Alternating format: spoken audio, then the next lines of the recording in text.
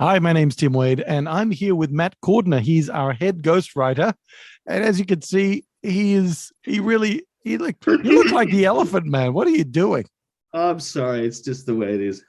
Yeah, so he's in the witness protection program.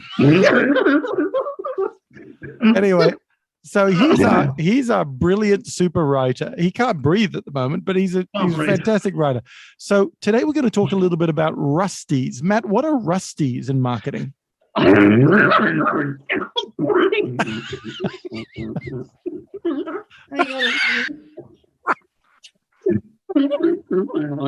is the worst disguise you've come up with.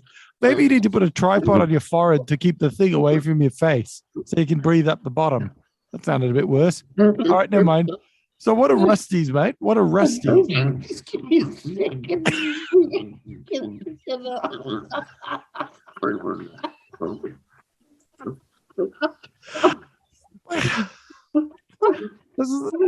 What are you doing? Well,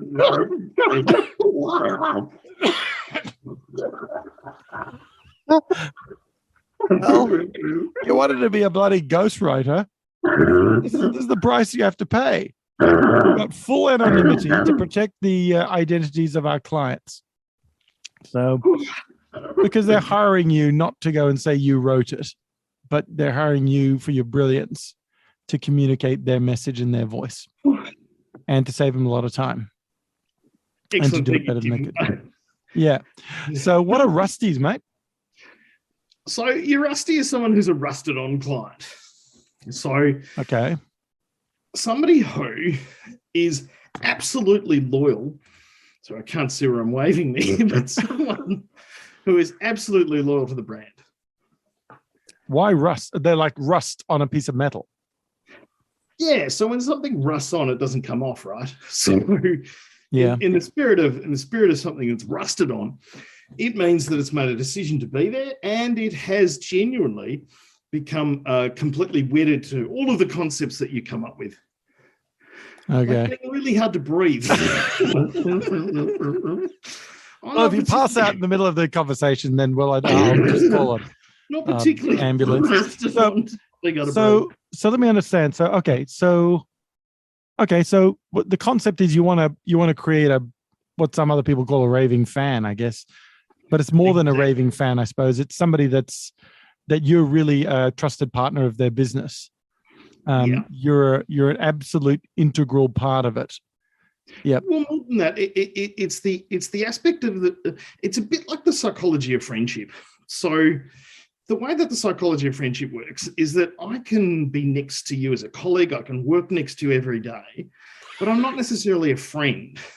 When I share the stories of my life, when I tell you about what happened on the weekend. I'm sorry, it's hard to take you seriously.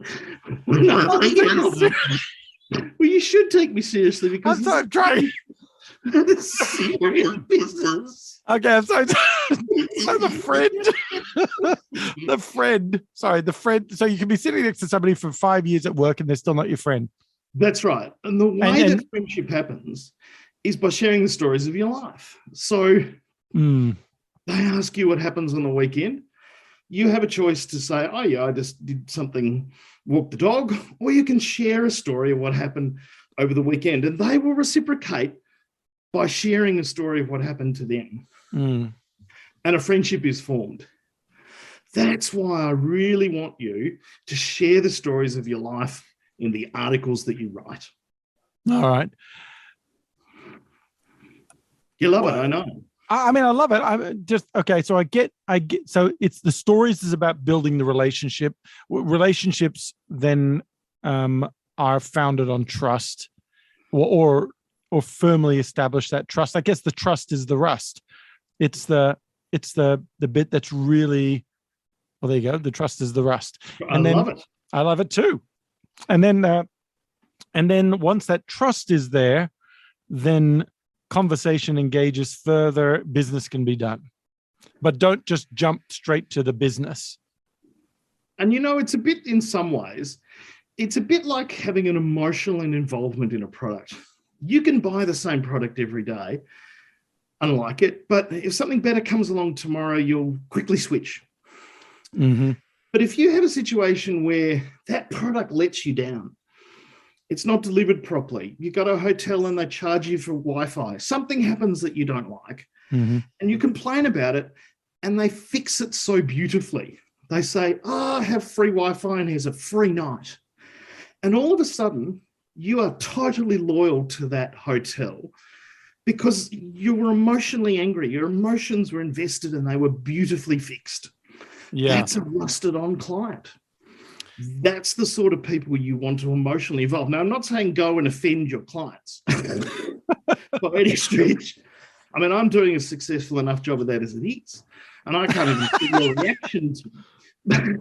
But I think what's important is having that emotional investment. And when you've got that, you've got a rusted on client. When you get that rusted on client, they stay with you through thick and thin. Ooh. All right. So, okay. So building the trust is by sharing a bit more of yourself and your story. Which I will do when I'll stand up in a moment. I'll share a bit more of myself. Yeah, please don't. And then, so then, yeah. So share a bit more. Okay, fair enough. So at some point, but the story needs to be crafted well. It can't just be, last weekend this happened, because surely at some point people go, I don't really care. Or here's the story of my lunch, and you take a photo of it, like everybody seems to do. So, yes, it's got to have meaning, purpose. It's got to have a character arc, I suppose. It's got to have a beginning, a middle, and an end. It's got to have a transformational moment, decision, thought, experience, idea, I would have thought. It does. And, if you're not used to that yet, and you probably need some help about how to form those things, like, as you mentioned, a story arc or a theme weaver or a story. Love it. I love it when you sing, Tim. It makes my day. I just wish I could see it. One of the things that I always tell myself is, does it pass the dinner party test? Because if you tell a story... Can you eat it? Huh? Can you eat it? Oh. Nothing to do with food on this occasion. But if you tell a dinner party story, there's a whole heap of expectations on that story. It's expected probably to be funny because you want to entertain your guests. Mm-hmm. It's expected to be intelligent and smart because you want people to think well of you. And it has a bit of a story arc, and it has a beginning and a middle and an end. Everybody laughs. You've taken up 15 minutes to tell it, but everybody comes back to your next dinner party because they want another golden story. So if your story passed the dinner party test, it's probably good for a Rusty. All right. So a Rusty is no longer the person. It's the type of article, is it? No, Tim. See, this is why I need to explain things often 3 times for you. No, the Rusty is the person who loves the story that you've written and wants more. Right. Got it. Okay. Yes. So we want to basically oxidize our prospects. See, now you're talking.